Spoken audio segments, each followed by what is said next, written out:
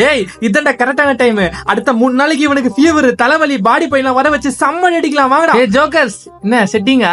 நாங்களா இருக்க வரைக்கும் எங்க மாஸ்டர் ஒண்ணும் பண்ண முடியாதுடா. கைஸ், நம்ம சண்டை போடும்போது மாஸ்டருக்கு பாடி டெம்பரேச்சர் அதிகமாகும். அவனுக்கு தலைவலி, உடம்பு வலி வரதுக்குலாம் இவனுங்களை போட்டு தரலாம் வாங்கடா. 2 தலைவலி, ஃபீவர், கால் வலி சீக்கிரம் சரியாகணுமா? டோலா 650 போடுங்க. இப்ப அவன் போட்டான். இந்த வாரத்துல நீ 4வது டேப்லெட் அவன் அடிக்கடி எல்லாம் போட கூடாதோ. ஏய் யாரா இவன்? அடிங்க. ஃபீவர் வந்தா டோலா போடாம போலவா போடுவாங்க.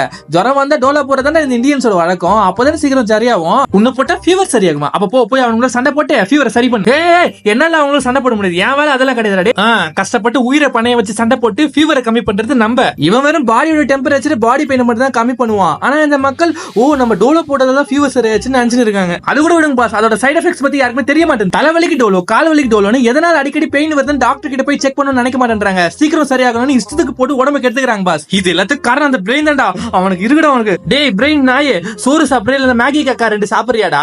டோலாவை திரும்பி பாடுறா. இஷ்டத்துக்கு போட்டா லிவர் டேமேஜ் அவன் போட்டுருக்கு பாடுறா. ஏய் எனக்கு அதெல்லாம் தெரியாது. சீக்கிரம் ஃபீவர் சரி ஆகணும். வீட்டுல உட்காந்து 3 நாள் ரெஸ்ட் எடுத்தா சேலரியில புடிச்சிருவாங்க. அதுக்கப்புறம் லோன் ஏறு உங்க தாத்தா கட்டுவாரா? வெயிட் ஆஃப் போன